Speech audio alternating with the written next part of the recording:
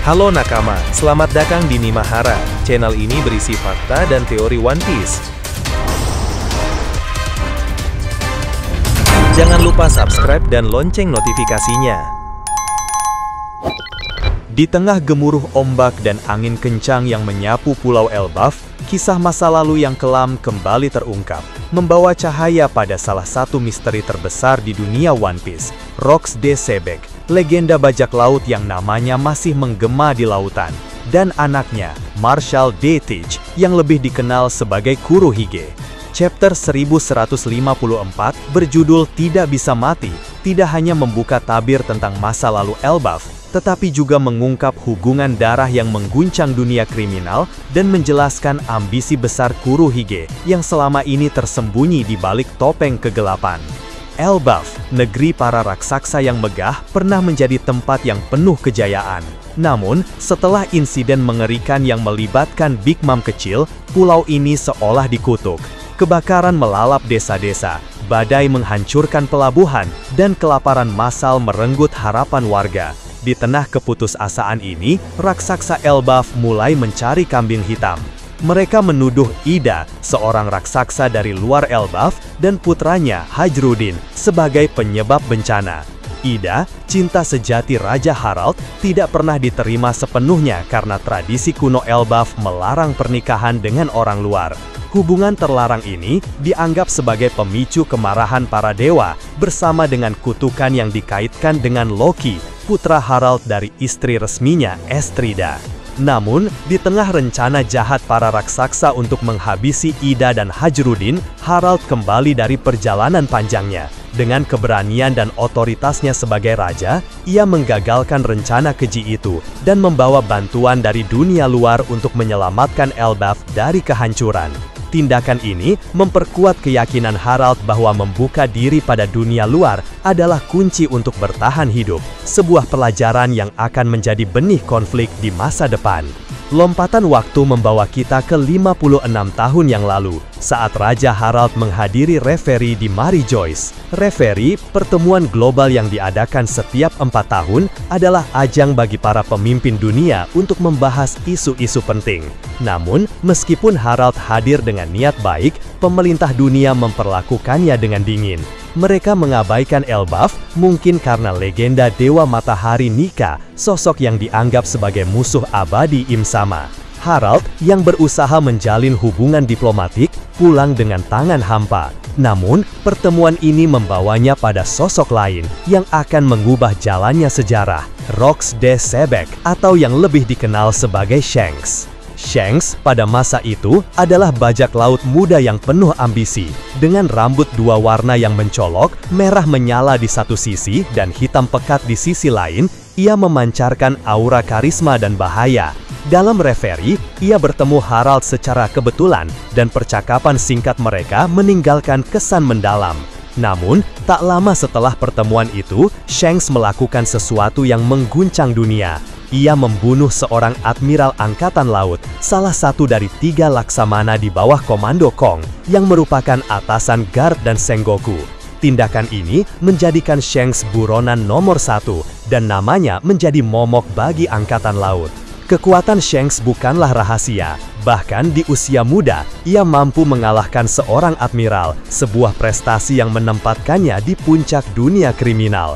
Namun, di balik kehebatannya, ada rahasia yang lebih besar. Shanks adalah ayah dari Marshal D. Teach, yang kelak dikenal sebagai Kurohige, salah satu Yonko paling ditakuti di era modern.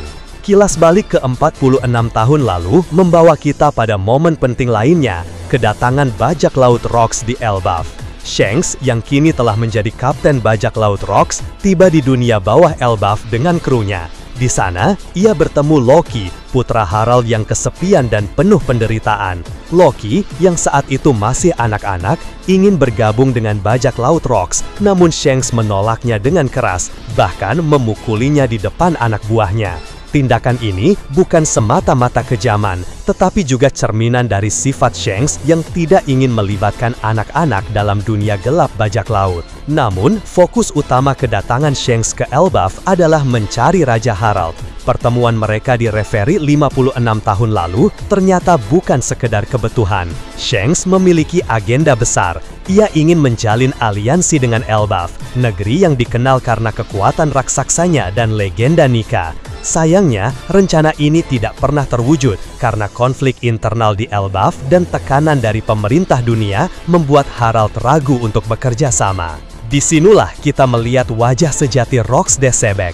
Rambutnya yang unik, postur tubuhnya yang menjulang, dan matanya yang penuh tekad mencerminkan seorang pria yang lahir untuk mengguncang dunia. Shanks bukan hanya bajak laut biasa, ia adalah simbol pemberontakan terhadap tatanan dunia yang dipimpin oleh pemerintah dunia.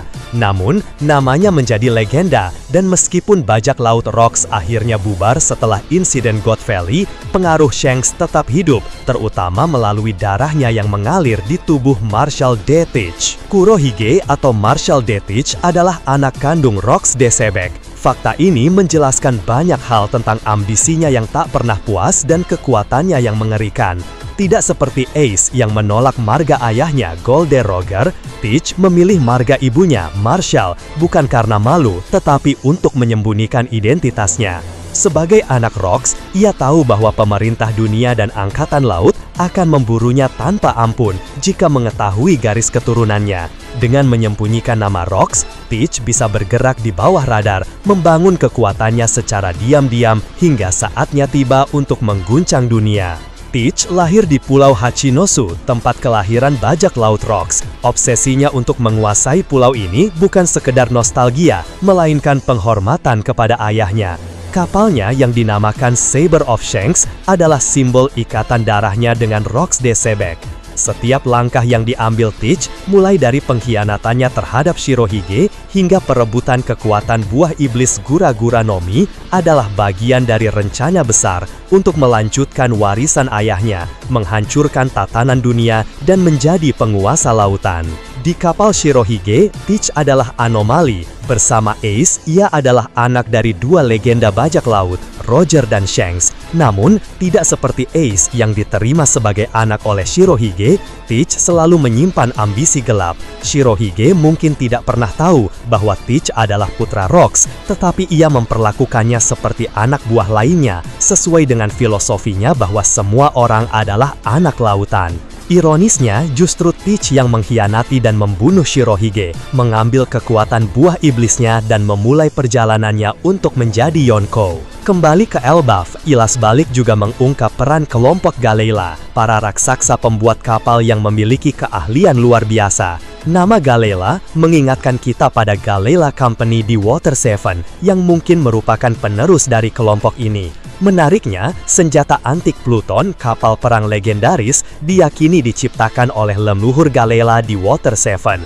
Informasi ini memperkuat teori bahwa Franky, yang telah menghafal cetak biru Pluton, akan memimpin pembangunan Pluton baru di masa depan dengan bantuan Galela Company dan raksasa Elbaf. Pluton yang asli yang tersembunyi di Wano berisiko jatuh ke tangan musuh. Oleh karena itu, pembangunan Pluton baru menjadi krusial untuk perang akhir kontra pemerintah dunia. Raksasa Elbaf dengan kekuatan dan keahlian mereka akan memainkan peran penting dalam mewujudkan rencana ini. Harald yang pernah membuka diri pada dunia luar telah menanam benih untuk kerjasama ini meskipun ia tidak pernah melihat hasilnya. Di sisi lain, kisah Loki menambah dimensi emosional pada chapter ini. Loki yang dibesarkan dengan penderitaan dan penolakan menemukan secerca harapan saat bertemu Luffy. Luffy dengan sifatnya yang tulus menjadi orang pertama yang menerima Loki tanpa syarat.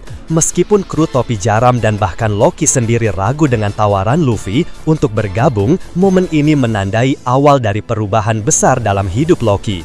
Apakah ia akan menjadi anggota resmi topi jaram atau sekedar sekutu? Hubungan ini akan menjadi kunci untuk menghapuskan kesepian yang telah menghantui Loki sejak kecil. Chapter 1154 tidak hanya mengungkap masa lalu Elbaf, tetapi juga menonjolkan warisan Rox de Sebek melalui Kurohige. Shanks sebagai legenda yang mengguncang dunia, meninggalkan jejak yang tak terhapuskan, dan anaknya, Teach, adalah pewaris kegelapan yang siap melanjutkan ambisi ayahnya.